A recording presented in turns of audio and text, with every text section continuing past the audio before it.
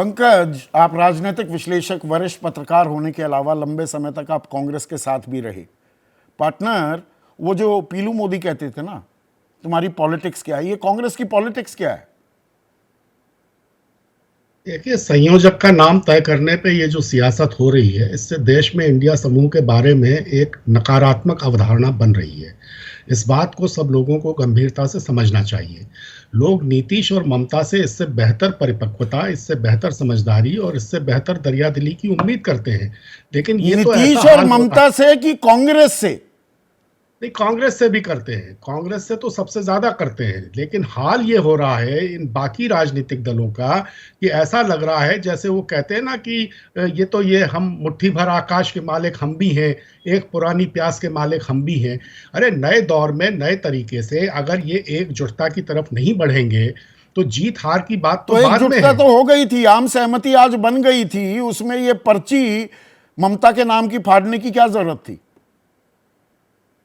अब ये क्या हुआ भीतर, क्या नहीं हुआ, ये मुझसे बेहतर आप जानते हैं। मैं तो इतना कह सकता हूं कि अगर इंडिया समूह एकजुटता के अपने प्राथमिक लक्ष्य को हासिल करने में भी असफल रहा तो विपक्ष पर से देश का विश्वास अगले 2-3 दशकों के लिए पूरी तरह उठ जाएगा।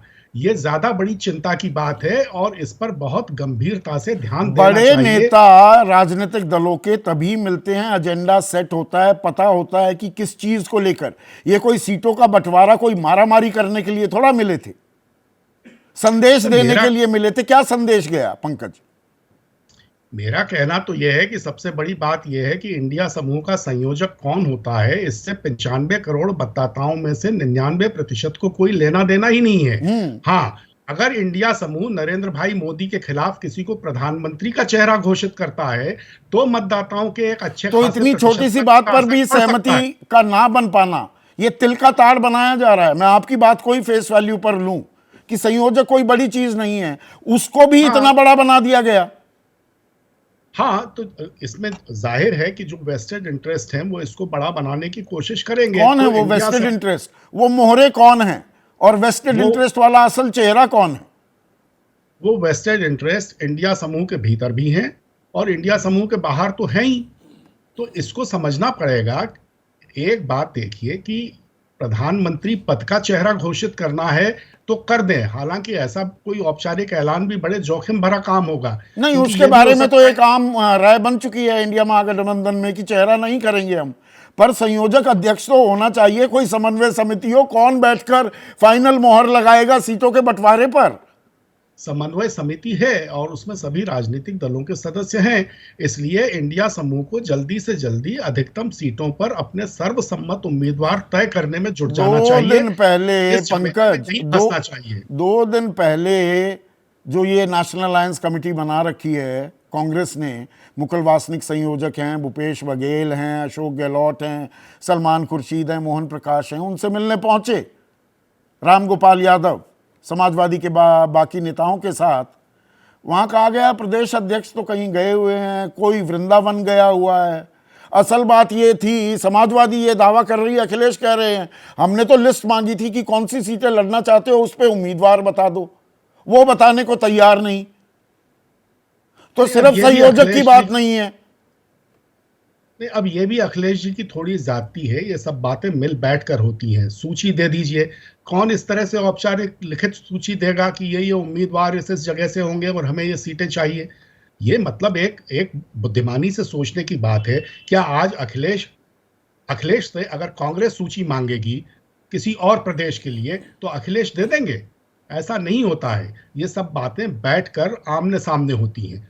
लिस्ट देना नहीं देना, इस तरह से ये चीजें नहीं चलती हैं। तालमेल एक बहुत गंभीर प्रक्रिया है और अभी तो ये है कि सीटों का बंटवारा आसान नहीं है। उसके बाद इंडिया समूह के राजनीतिक दल पर के लिए बात अपने वही जो अपने अभी आशीष कह रहे थे, सीताराम येचुरी ने जो कही कि एक व्यक्ति का ऐतराज पूरे गठबंधन को बंधक थोड़ा बना सकता है। हाँ, एक व्यक्ति का ऐतराज पूरे गठबंधन को बंधक नहीं बना सकता है, लेकिन सबको साथ लेकर चलना पड़ेगा। ममता बनर्जी कोई इतनी कमजोर शख्सियत और उनका राजनीतिक दल कोई इतना कमजोर राजनीतिक दल नहीं है कि जिसकी आप अनदेखी कर सकें।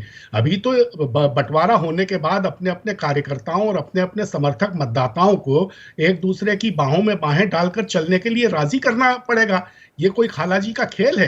तो बुद्धिमानी इसमें है कि सब कुछ भूलकर 28 राजनीतिक दल इस दिशा में तेजी से कदम उठाएं। कब भूलेंगे, कब सहमति बनेगी? आशीष कुछ कह रहे। बस मैं ये कहना चाहता हूं, मतलब ये बड़ा आश्चर्य की बात है कि क्या आज की बैठक फिर इसलिए बुलाई गई थी कि नीतीश कुमार को बैठक में औपचारिक तौर पर बताया जाएगा कि आपके नाम पर ममता बनर्जी सहमत नहीं है? एग्जैक्टली, ये बात तो कल बोल देते, फोन करके बता देती कांग्रेस कि जी अभी वो दिक्कत कर रही है, वर्चुअल बैठक बाद में कर लेंगे।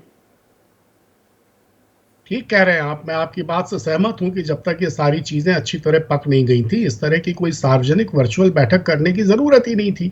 मैंने तो शुरू में ही कहा ना कि इस सबसे एक नकारात्मक अवधारणा बन रही है इंडिया समूह के बारे में, और अगर इस पर नहीं ये ठीक से सोचेंगे तो आने वाले दिनों में और मुश्किलें पैदा होंगी। विपक्ष पर से देश का विश्वास ही उठ जाएगा।